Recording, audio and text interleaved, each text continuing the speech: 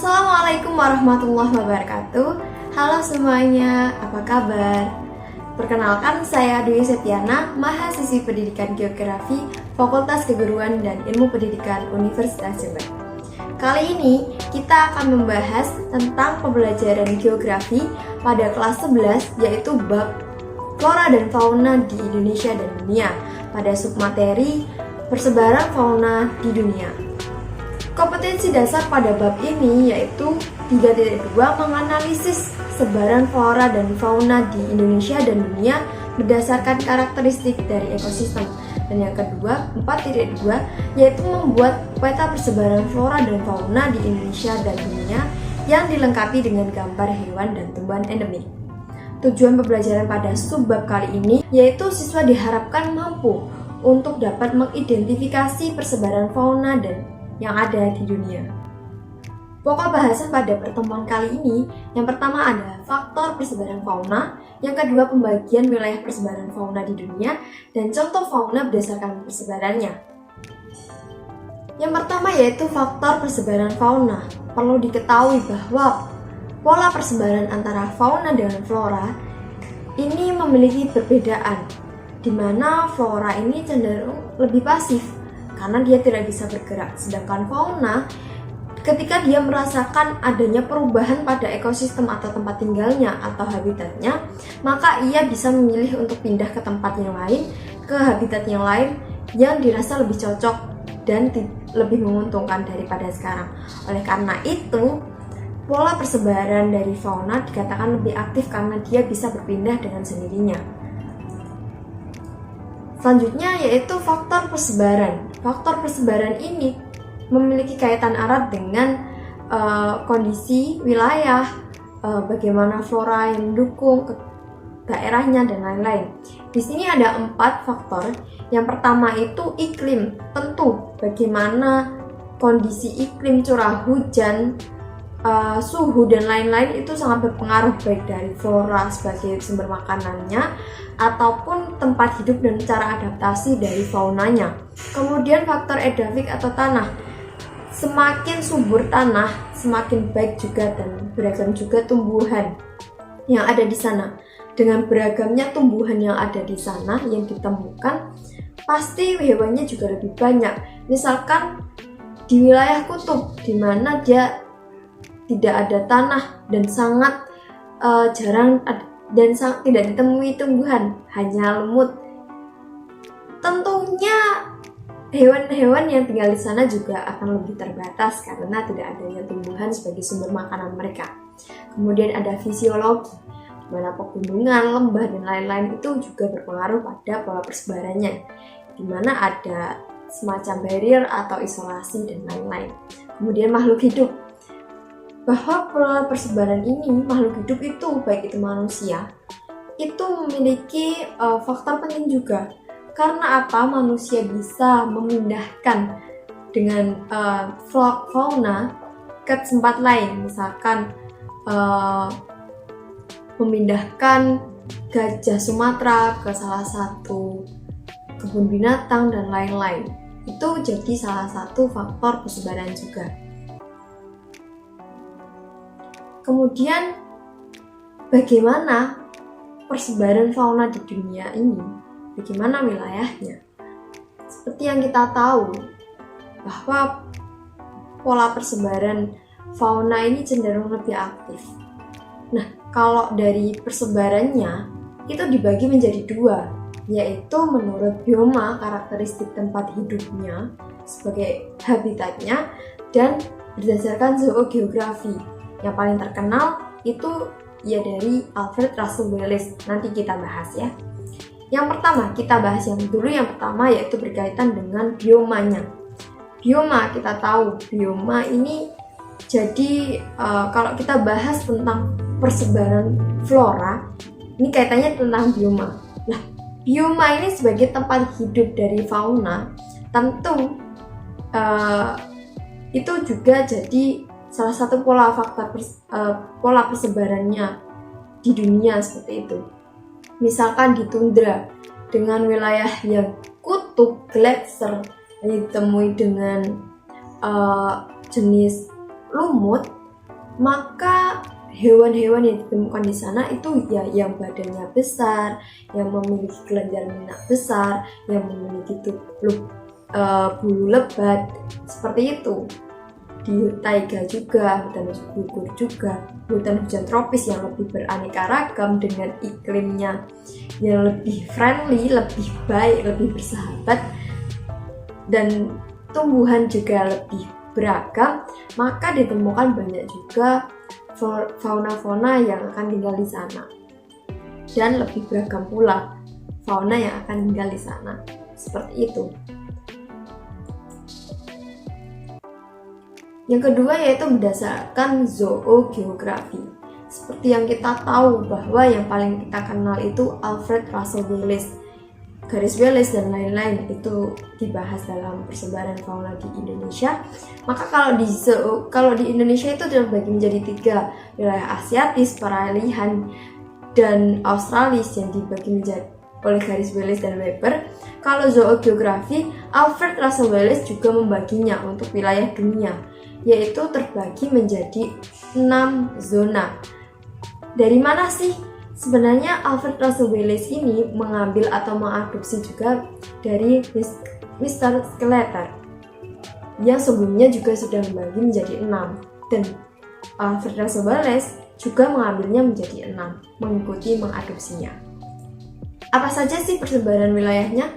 Yang pertama itu ada Nearktik, yang kedua ada Neotropikal atau Neotropik, yang ketiga ada Palearktik, Ethiopian, Oriental, dan Australian atau Australis. Tapi ini berbeda dengan Australis yang persebaran fauna di Indonesia ya, karena ini lebih besar lagi. Yang pertama kita bahas tentang Nearktik. Seperti yang kita lihat pada tabel, wilayahnya itu ada di bagian Amerika Utara. Wilayah Nearktik ini, kalau kita lihat wilayah Amerika Utara, pasti ada Greenland yang memiliki kondisi iklim dingin yang sangat-sangat ekstrim ya, maksudnya yang kondisi iklim dinginnya itu besar. Kemudian, tetapi di wilayah lebih ke selatannya lagi, dia itu suhunya tidak terlalu dingin. Jadi wilayah Nearktik memiliki kondisi wilayah yang bervariasi. Ada yang bersuhu rendah, ada juga yang bersuhu tinggi, seperti itu. Kemudian, bagaimana ciri-ciri fauna yang ada di sana?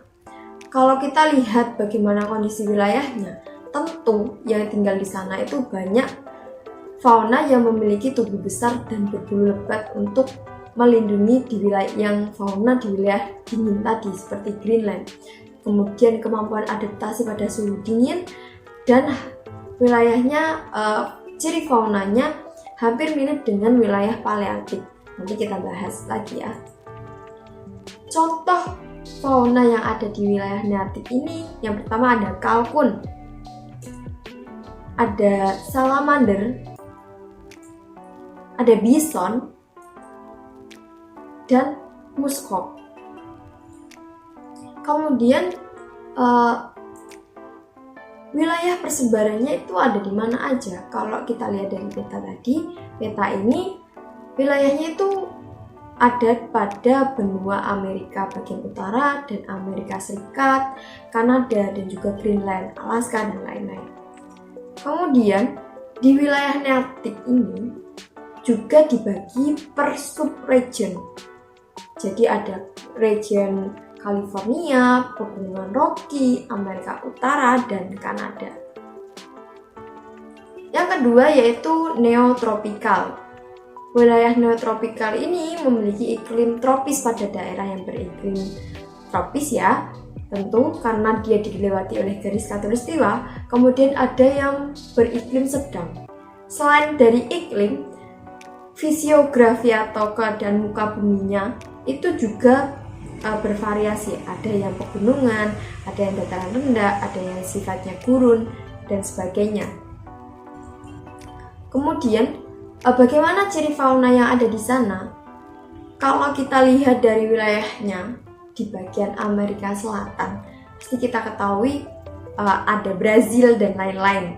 Brazil dikenal dengan banyak ditemukan burung-burung yang indah, dan banyak spesies burung dari sana.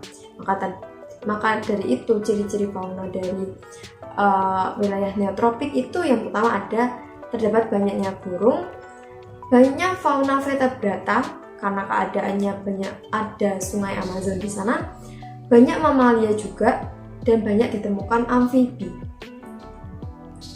Contohnya apa sih fauna yang ada di sana? Ada armadillo, ada anaconda, ada arapaima, sama ada kelelawar vampir atau kelelawar berhisap darah. Kemudian cakupan wilayah daerah neotropik atau zona neotropik ini di mana saja? Yaitu ada di Amerika Tengah dan Selatan, negara bagian Meksiko, Kepulauan Karibia, hingga Florida di Amerika Selatan. Lah, subregionnya apa aja? Ada Chili, Brazil, Meksiko, dan Antilles. Selanjutnya yang ketiga yaitu Palearktik, wilayah zona yang paling besar. Kalau kita lihat di peta itu hampir setengah wilayahnya ya. Wilayah Palearktik ini bervariasi, antara lain memiliki perbedaan suhu yang tinggi. Suhu tinggi maksudnya tinggi ke rendah itu beda jauh juga. Curah hujan yang berbeda-beda, dan ditemukan gurun juga. Seperti yang tadi kita bahas, tempat kita singgung, hampir sama seperti wilayah nearktik, yaitu ada wilayah yang sifatnya seperti kutub, yaitu Rusia bagian utara, terus ada wilayah yang ada gurun, yaitu Gurun Gobi di wilayah Cina, ada yang pegunungan dan lain-lain. Ciri faunanya apa? Dengan wilayahnya yang dingin tadi, tentu berbulu tebal dan lebat, hampir sama seperti nearktik. Memiliki hampir sama seperti wilayah nearktik, memiliki postur tubuh yang besar dan kemampuan adaptasi pada suhu dingin. Contohnya apa? Dari Cina ada panda, terus ada kucing Liberian, kucing hutannya, terus ada unta, sama ada rusa kutub. Wilayah persebarannya itu di mana saja? Yaitu wilayah Eropa, sebagian besar Asia, yaitu daerah Himalaya, Afghanistan, Iran, Jepang, dan Afrika bagian utara. Lalu pembagian regionnya ada berapa? Ada 4. Ada Eropa bagian utara, kawasan Mediterania, Siberia, dan Manchuria atau sekarang yang kita kenal dengan Jepang. Kemudian yang keempat yaitu Ethiopian.